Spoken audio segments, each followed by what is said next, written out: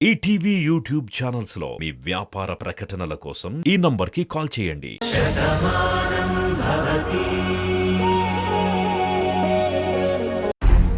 ఏంటి బావా, ఏం చెప్పాలనుకుంటున్నావు? అదేనండి, నాన్న పుట్టినరోజు కదా, దాని గురించే అన్నయ్య కూడా మాట్లాడదాం అనుకుంటున్నాడు. ఆ విషయం అన్నయ్య చెప్పేలోపు మీరు చెప్పారు కదా, అదే చెప్దాం అనుకుంటున్నాడు.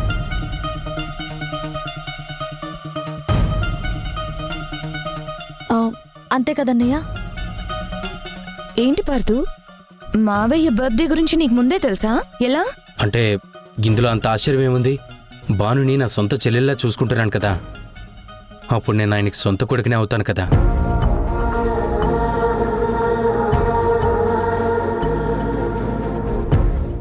నా తండ్రి పుట్టినరోజు ఆ మాత్రం నేను తెలుసుకోలేనా?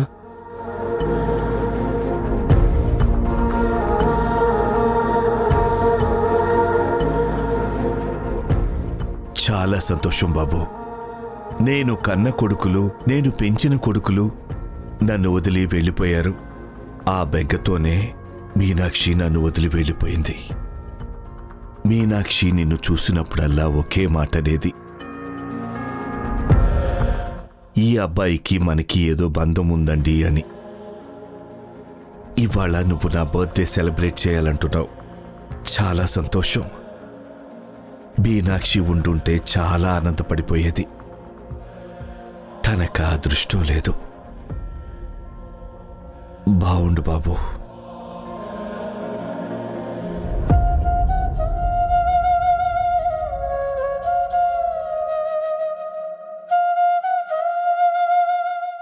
ఎంత గొప్ప కుటుంబ కథా చిత్రం. తండ్రివరో కొడుక్కు తెలిసినా నేనే కొడుకుని అని చెప్పడు. తనే శివ అని తెలియకుండానే ఆ తండ్రి మురిసిపోతున్నాడు. ఈ నిజాన్ని బయటికి చెప్పలేక భాను నరకం చూస్తూ ఉంటుంది. పార్థు, నువ్వెందాకేదో చెప్పాలనుకున్నావు, ఏంటది? అదే అత్తయ్య, ఈయన పుట్టినరోజు కదా, రేపు గ్రాండ్గా సెలబ్రేట్ చేద్దామని చెప్దాం అనుకున్నాను. ఇంతలో మీరే మాట్లాడుతున్నారు కాబట్టి చెప్పకుండా ఆగిపోయాను. ఒరే వాసు, నీకన్నా అదృష్టవంతుడు ఎవరు ఉండర్రా. ఒక పక్క కూతురు అల్లుడు, ఇంకో పక్క కొడుకు కోడలు నీ పుట్టినరోజు చేద్దాం అనుకుంటున్నారు. రేపు నీ పుట్టినరోజుని ఒక పండగలా చేద్దాం.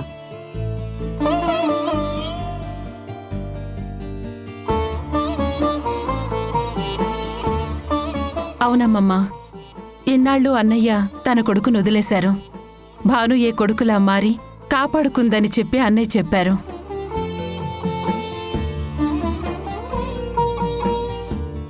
కానీ ఇప్పుడు కొడుకు లేనటువంటి లోటు అదిగో అన్నయ్యకి పార్థ రూపంలో కనపడుతుంది.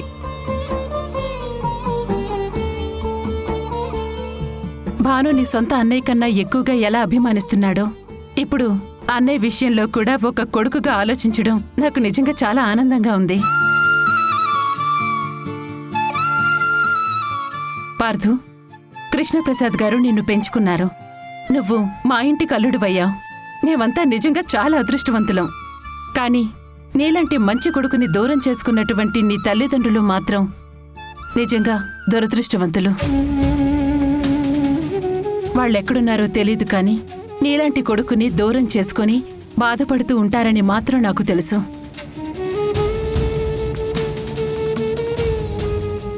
జరిగేది ఎందుకు జరిగిందో తెలీదు అత్తయ్య. జరగబోయేది ఏంటో కూడా ఊహించలేం.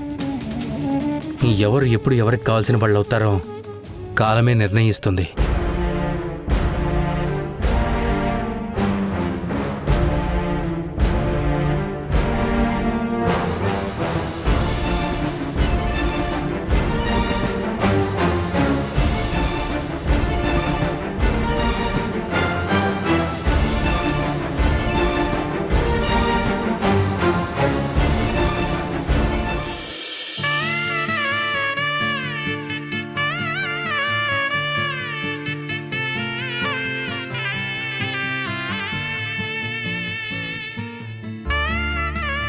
ఏంటమ్మా, ఎందుకు రమ్మన్నా?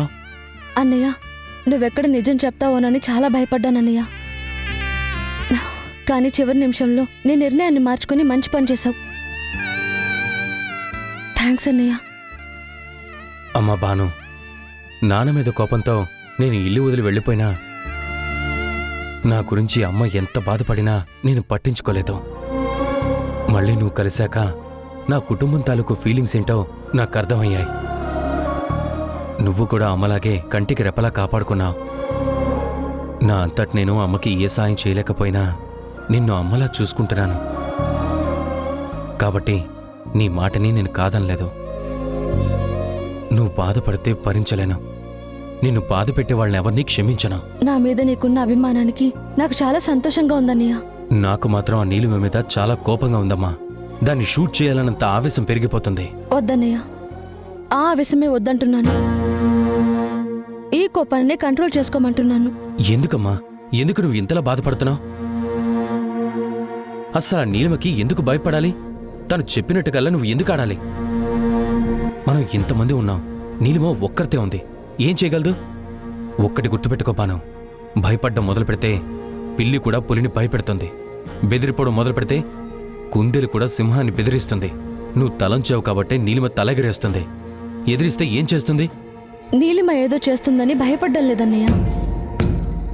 నీలిమని బెదిరించడం ఒక్క నిమిషం పని, కానీ అది మూర్ఖురాలన్నయ్య.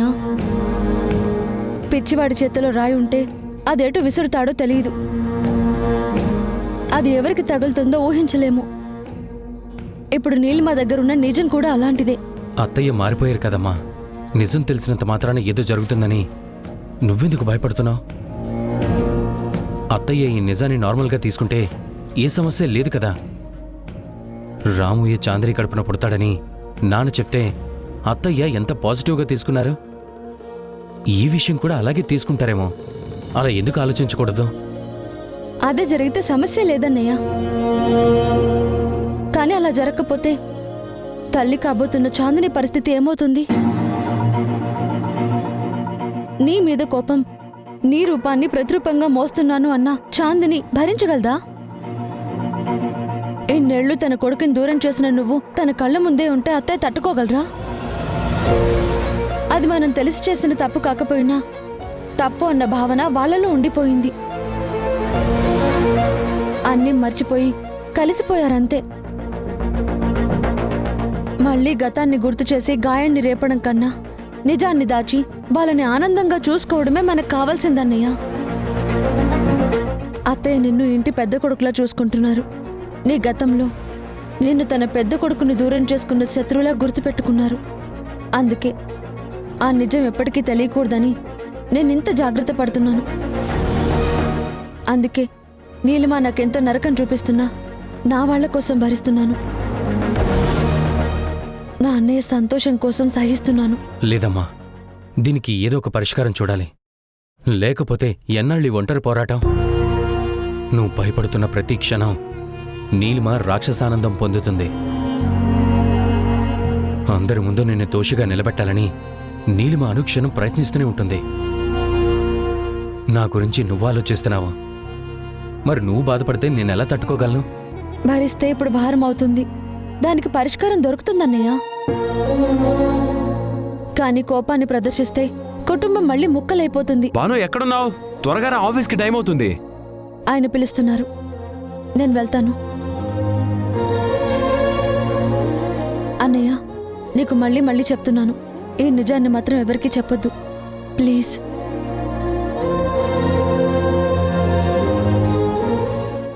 ఈ విషయం ఎవరికీ చెప్పను, కానీ నీలిమకు మాత్రం తగిన బుద్ధి చెప్తాను. అది భరించలేక పారిపోయేలా చేస్తాను.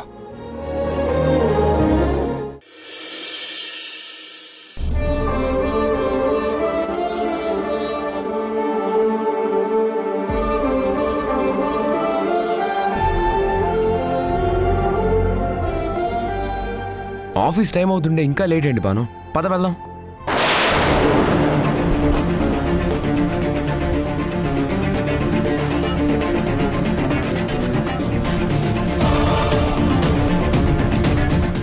మీరెందుకండి? నేను వెళ్తాను కదా.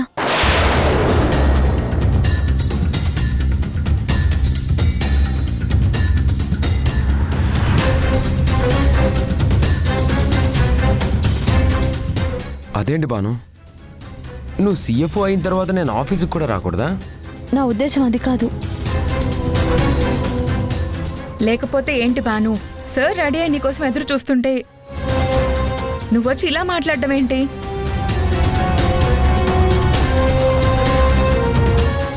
నా ఉద్దేశం అది కాదు. ఎందుకు అటు ఇటు తిరగడం, ఇంట్లోనే ఉండి హాయిగా రెస్ట్ తీసుకోవచ్చు కదా అని. రెస్ట్ తీసుకోవడానికి వాడు రిటైర్ అయిపోలేదే. నువ్వు కాస్త తొందరపడి తొందరగా శుభవార్త చెప్తే మనవాళ్ళని చూసుకుంటూ మీ అత్త మామలు కూడా రిటైర్ అవుతారు. అప్పుడు కంపెనీలు చూసుకోవాల్సింది మీ ఇద్దరేనే. సరిగ్గా చెప్పావమ్మా. చెప్తుందిలే అమ్మమ్మా. నా కోడలు శుభవార్త చెప్పుకుంటే ఎలా ఉంటుంది?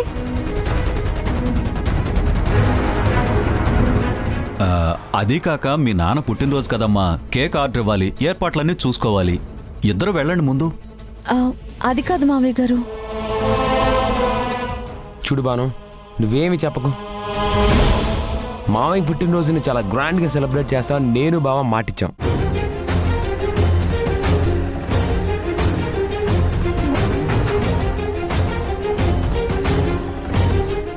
తన ఏర్పాట్లు తను చేస్తుంటాడు, మన ఏర్పాట్లు మనం చేయాలి కదా. సో ఇప్పుడు మనం పనులన్నీ చూసుకోవడానికి ఆఫీస్కి వెళ్ళాలి. నీకు ఓపిక లేదన్నా నేను ఊరుకోను, నన్ను రావద్దన్నా నేను ఒప్పుకోను.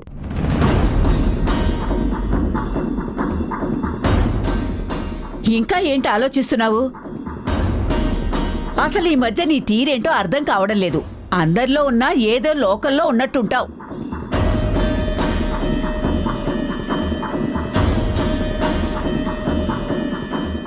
కార్తీక్ ఎడ్డేవంటే నువ్వు తెడ్డేవు అంటున్నావు. అదేం కుదరదు. మొగుడు చెప్పినట్టు నువ్వు వినాల్సిందే. మీరిద్దరు కలిసి ఆఫీస్కి వెళ్లాల్సిందే. ఏంటమ్మా అంతలా ఆలోచిస్తున్నావు? కార్తీక్ ఆఫీస్కి రాకూడదని నీతెవరని చెప్పారా?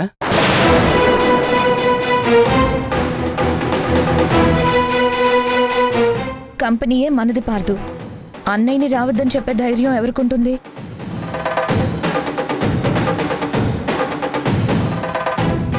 ఎవరికుంటుందో మనకి తెలియదు కదా చాందరి. బాను ఆపుతుంటే నాకు అనుమానం వచ్చింది. ఎవ్వరూ చెప్పక్కర్లేదు. తన భర్త ఎక్కడ కష్టపడతాడో అని అతి ప్రేమతో భానుయే వద్దంటున్నట్టుంది.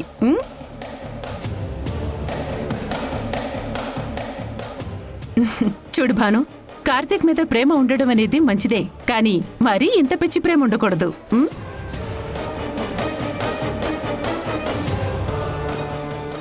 అబ్బా అవునే, గొడ్డు మగాడు ఒకలాంటి వాళ్లే. కష్టపడితేనే విలువ ఉంటుంది. అలాంటి వాళ్ళని ఎవరైనా ఇష్టపడతారు. ఇంకేం మాట్లాడకుండా వెళ్ళండి. వెళ్ళు తల్లి, బయలుదేరు పద. హలో మేడం, ఇంకా నన్ను రావద్దంటే నిన్ను ఎత్తుకొని తీసుకెళ్ళిపోతాను, అంతేకాని నేను ఆగను. వస్తావా ఎత్తుకొని తీసుకెళ్ళనా? పద భాను, పద. మిమ్మల్ని ఇలా చూస్తుంటే బొచ్చుటేస్తోంది బాబు.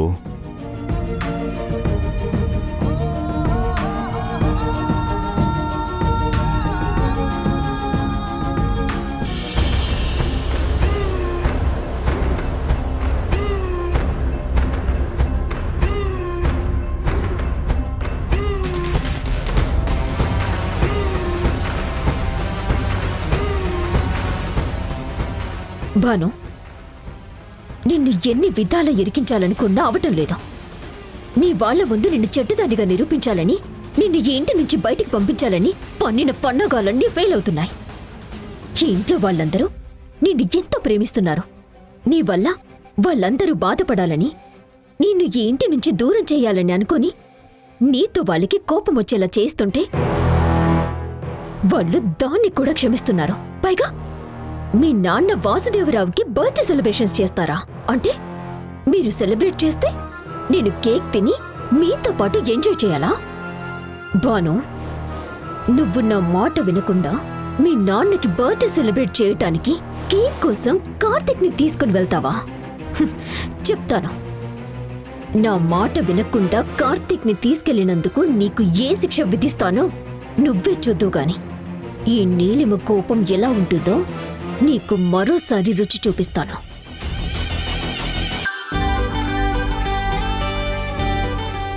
బాను మావయ్యకి ఏ ఫ్లేవర్ కేక్ అంటే ఇష్టమో నువ్వే చూడు. ఆయనకి ప్రత్యేకించి ఇష్టాలు ఏమీ ఉండవండి, మన ఇష్టమే ఆయన ఇష్టం. అవునా? హ్మ్. సరే.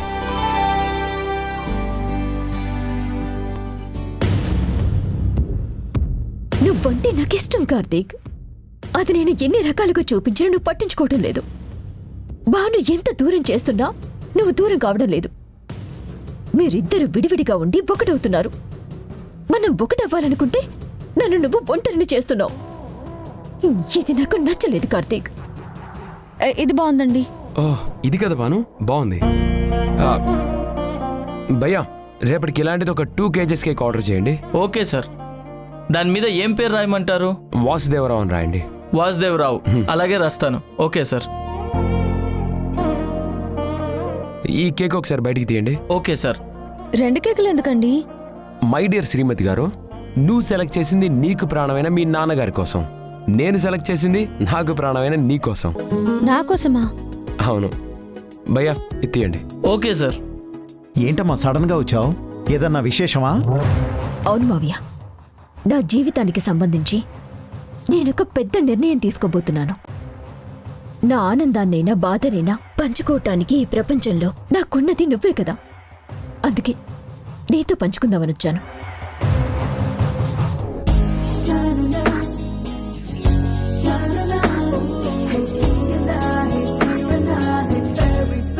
ఇప్పుడు ఈ కేక్ ఎందుకండి? నువ్వే నా ప్రాణం బాను. చూడు, ఆ కేక్ నా హార్ట్ ఆకారంలో ఎంత బాగుందో. నా గుండెల్లో నువ్వే ఉన్నావు. ఈ గుండె నీ కోసమే కొట్టుకుంటుంది. నువ్వున్నావంటే నా గుండె ఆనందంతో పులకరించిపోతుంది. నువ్వు బాధపడ్డావనుకో, నా గుండె బాధతో బరువెక్కిపోతుంది. నా ఫీలింగ్స్ నీతో పంచుకోవాలంటే ఈరోజు మనం సెలబ్రేట్ చేసుకోవాలి. అందుకే నువ్వు ఇప్పుడు కేక్ కట్ చేయాలి. ఏంటండి ఇది? ఈరోజు నా పుట్టినరోజు కాదు, ప్రేమికుల రోజు కూడా కాదు. ఇప్పుడు కేక్ కట్ చేయడం ఏంటి? ప్రేమ అంతంత మాత్రంగా ఉన్న వాళ్లే ప్రేమికుల రోజు సెలెక్ట్ చేసుకుంటారు. కానీ నాలా అమితంగా ప్రేమించే వాళ్ళు ప్రతిరోజు ప్రేమికుల రోజులాగే చేసుకుంటారు. అందుకే ఈరోజు మనం సెలబ్రేట్ చేసుకుంటాం.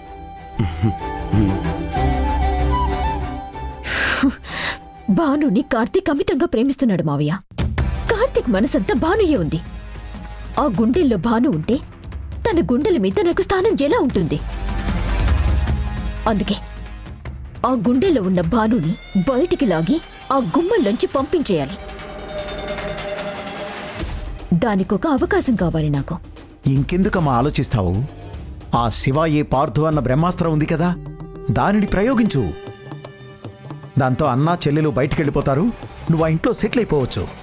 అది అనుబాంబు మావయ్య. ఒక్కసారి ప్రయోగించామంటే వినాశనం ఎలా ఉంటుందో ఊహ కూడా అందదు.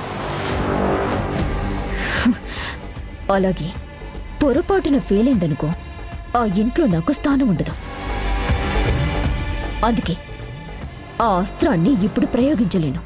కానీ ఇంకొక అవకాశం ఉంది. ఏంటమ్మా అది? రేపు వాసుదేవరావు పుట్టినరోజు మావయ్య. గ్రాండ్గా చెయ్యాలని అందరూ ఫిక్స్ అయ్యారు. కేక్తో పాటు మిక్సరు కూల్ డ్రింక్ కూడా ఇస్తారు. ప్రశాంతంగా తిని నువ్వు కూడా సెలబ్రేట్ చేసుకో. ఏంటి మావయ్య వెటకరమా? నేనేమీ చేయలేను అని నమ్మకమా? వాసుదేవరావు పుట్టినరోజుతో మనకి ప్రయోజనం ఏంటో అర్థం కాక అన్న మాటమ్మా అది. ఇందులో అర్థం కాకపోవడానికి ఏముంది మావయ్య? జన్మనిచ్చిన తండ్రంటే భానుకి ఎంత ఇష్టమో అందరికీ తెలుసు. వాళ్ళ నాన్నని అనుమానించారు అని ప్రాణమనుకున్న కార్తీక్ని వదిలేసింది. ఊపిరి అనుకుంటున్న కుటుంబాన్ని వదిలేసింది. అందర్నీ ఎదిరించి పెద్ద పోరాటమే చేసింది. దానికి పరిస్థితులు అనుకూలించి మన ప్రయత్నాలు ఫెయిల్ అయ్యాయి. కాబట్టి వాళ్ళంతా కలిసిపోయారు. అందరూ ఒకే ఇంట్లో ఉన్నారు, ఒకటిగా ఉన్నారు. ఇప్పుడు వాళ్ళ మధ్య ముసలాన్ని లేపుతాను. దానికి వేడుకగా ఆ వాసుదేవరావు పుట్టినరోజుని వాడుకుంటాను. తన జీవితంలో తను ఊహించనంత గొప్పగా ఈ పుట్టినరోజుని చేద్దామని వాళ్ళనుకుంటున్నారు. ఆ ఆనందం ఆవిరైపోతుంది. అది చూసి భానుకి పిచ్చెక్కిపోతుంది. కార్తీక్కి దూరమైపోతుంది. గుండెల నిండా కార్తీక్ భానుని నింపుకున్నాడు. ఆ గుండెల మీద భాను తన్నేలా చేస్తాను. ఆ భాను చేత్తోని కార్తీక్ గుండెలు పగిలిపోయేలా చేస్తాను. చూస్తావేంటి బాను, కట్ చేయి.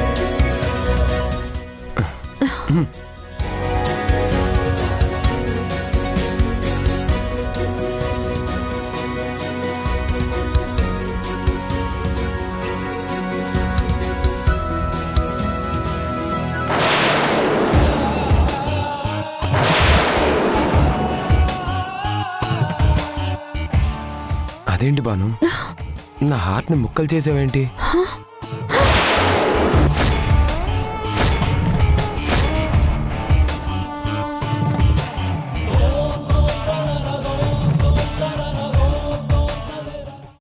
ఏంటి భాను, నన్నే బెదిరిస్తున్నావా? నా గుప్పెట్లో ఒక నిజం ఉంది. అది బయటికొస్తే నీ పరిస్థితి ఏమవుతుందో తెలుసా? నేను చెప్పింది వినే వరకు, నా చెప్పు చేతల్లో ఉండే వరకే నేను దాస్తాను. అంతేకాని నన్ను ఎదిరించాలన్న ఊహ వచ్చినా నీ ఊహకు కూడా అంతని ట్విస్ట్ ఇస్తాను.